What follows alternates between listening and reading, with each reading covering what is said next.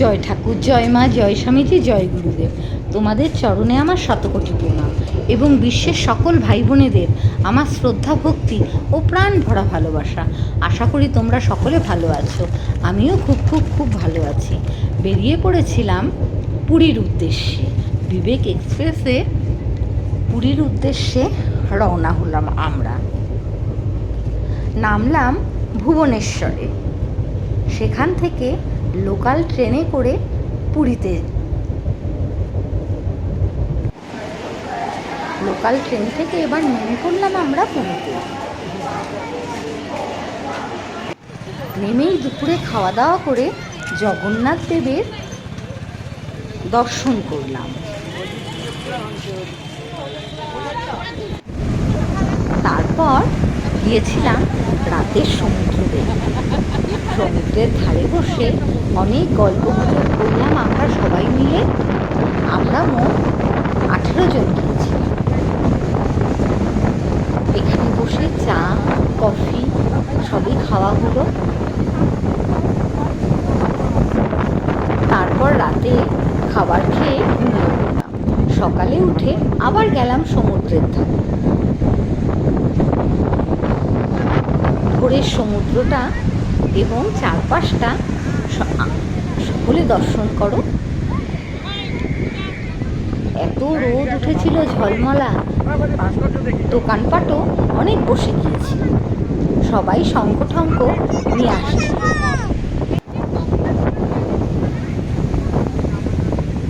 সমুদ্রের ধারে বেশ কিছুক্ষণ ঘোরাঘুরি করলাম।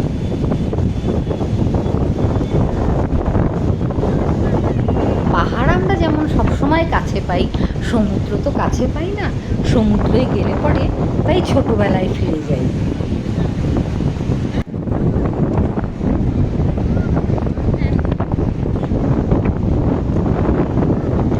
অত সকালে কত দোকানপাট বসে গিয়েছে দেখো।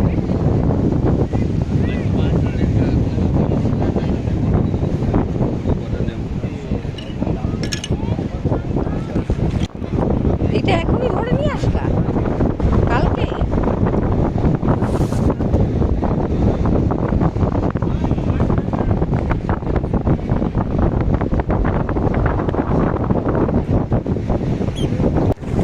এখানে দেখতে পেলাম শঙ্কর মাছের ছোট ছোট বাচ্চা। আমরা আবার একটুখানি দেখে সমুদ্রের জলে দিয়ে দিয়েছিলাম। জ্যান্ত রয়েছে কিন্তু।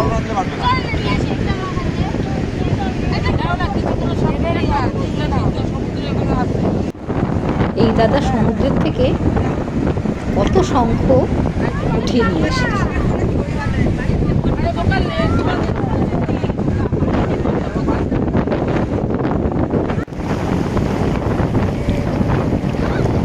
এখানে দাঁড়িয়ে দাঁড়িয়ে সমুদ্রের জলে ফেনার মধ্যে আমি পা ভিজাচ্ছিলাম।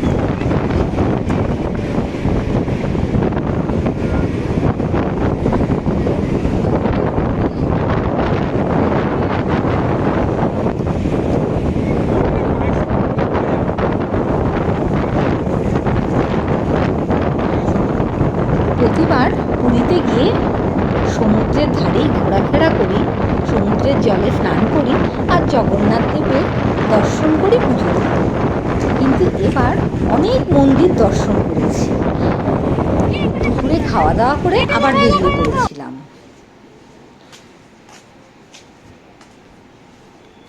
এই মন্দিরের নাম হচ্ছে সিদ্ধ বকুল মন্দির, পুরীতে। চলো দেখি ভিতরে কি আছে।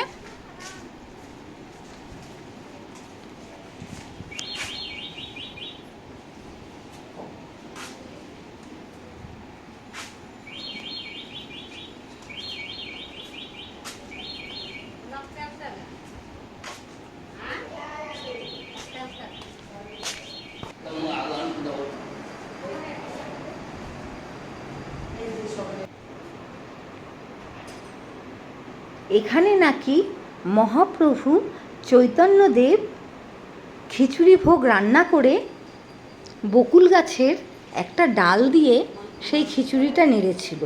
তারপরে সেই ডালটা পুঁতে রেখেছিল সেই ডালটার থেকে দেখো কি বিশাল গাছ হয়েছে। এই গাছটি নাকি আনুমানিক 500 বছরের পুরনো গাছ।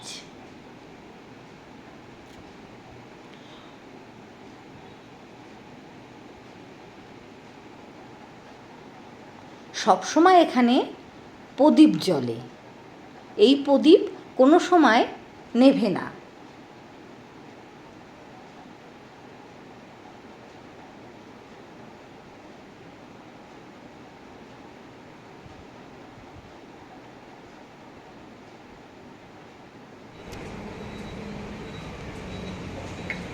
কি সুন্দর সুন্দর মূর্তি বানাচ্ছিল এখানে।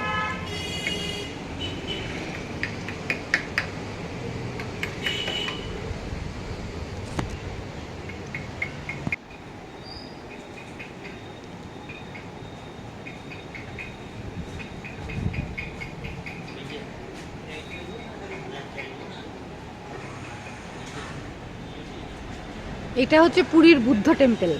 ঢুকতে টিকিট লাগে মাত্র 5 টাকা।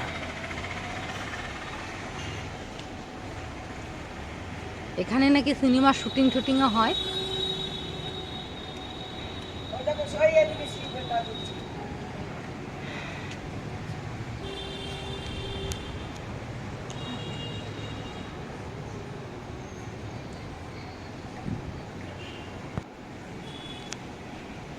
কত সুন্দর গাছগুলো দেখো।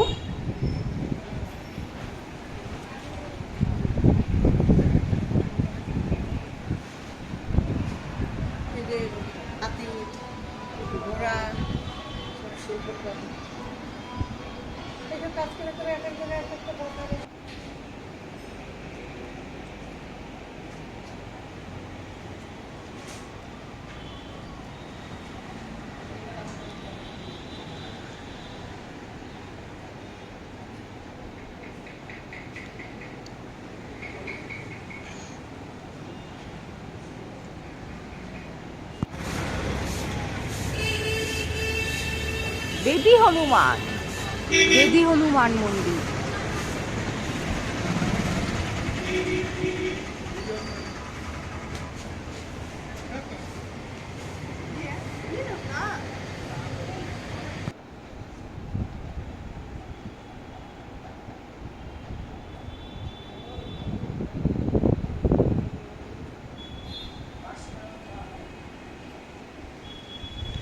সত্যি কথা বলতে কি, জগন্নাথ দেবকে তো আমরা ভালো মতো দর্শন করতে পারি না, এখানেই করলাম।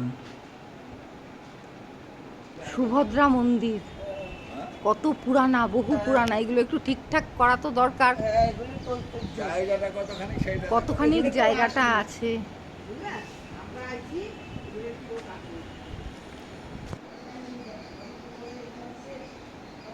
সোনার গৌরাঙ্গ, নবদ্বীপের গৌরাঙ্গ। পুরীতে এত আসছি কিন্তু এইসব মন্দির কোনোদিনও দর্শন করিনি।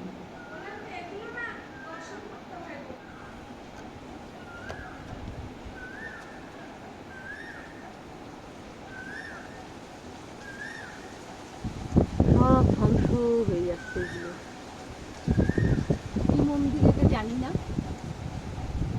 ফাটকে তালা ঝুলছে, হাত থেকে ফটো। শুনলাম এটা নাকি আগে রাজবাড়ি ছিল। এই দেখো কি অবস্থা, কি দশা।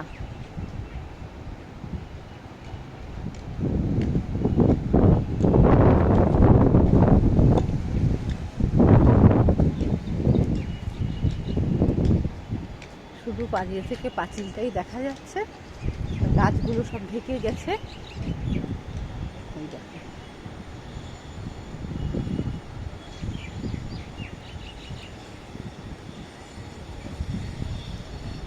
পুরীর রাজবাড়িটা ধ্বংসস্তূপে পরিণত হয়েছে, কিন্তু রাজবাড়ি তো রাজবাড়িই হয়। সামনে দাঁড়ালেই বোঝা যায়, মাথা উঁচু করে রাজবাড়ি এখনো দাঁড়িয়ে আছে। দেখো কত বড় জায়গা। কি ইন্দারা বলে এটাকে, জল তোলে যে। ধ্বংস, ধ্বংসাবশেষ, পিছনে বড় বড় বিল্ডিং হয়ে গেছে। একটু যদি ঠিকঠাক করা যেত ভালো হতো। এটা জগন্নাথের শ্বশুর বাড়ি।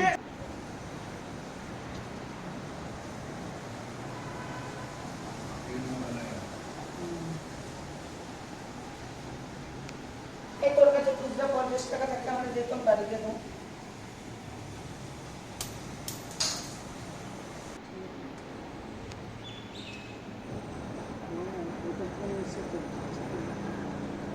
শঙ্করাচার্যের মন্দির।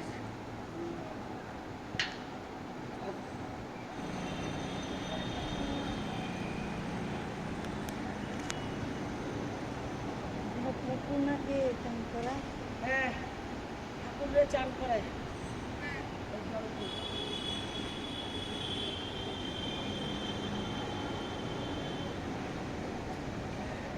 এইখানে ফটো তোলার জায়গা, এইখানে ফটো তোলার জায়গা।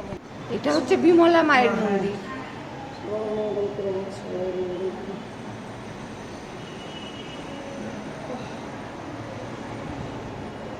এইখানে ফটো তোলার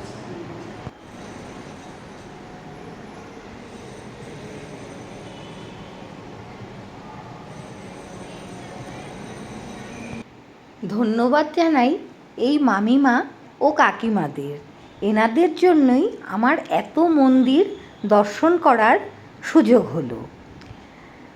এবার যখন যাব তখন তো যেতেই পারবো, একটা টোটোকে বলে সব মন্দিরে মন্দিরে ঘুরতে পারবো।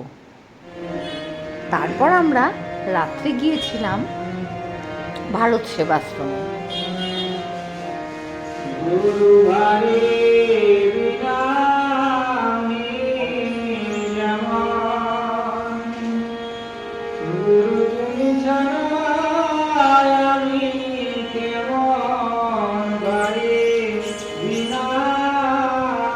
এখানে ঠাকুর দর্শন করে তারপর আবার আমরা গিয়েছিলাম সমুদ্রের ধারে। আজকেই ছিল আমাদের পুরীতে শেষ রাত। পরের দিনই আমরা বেরিয়ে পড়ব হাওড়ার উদ্দেশ্যে। তারপর হাওড়া থেকে আমাদের বন্দে ভারত ট্রেনে করে এনজিপিতে আসলাম। সকল ভাই বোনেদের উদ্দেশ্যে আমি একটা কথা বলছি, এই ভিডিও ভুল ত্রুটি মার্জনা করো এবং সবাই ভালো থেকো, সুস্থ থেকো, আনন্দে থেকো। জয় ঠাকুর, জয় মা, জয় স্বামীজি। সবাই ভালো থেকো, সুস্থ থেকো, আনন্দে থেকো।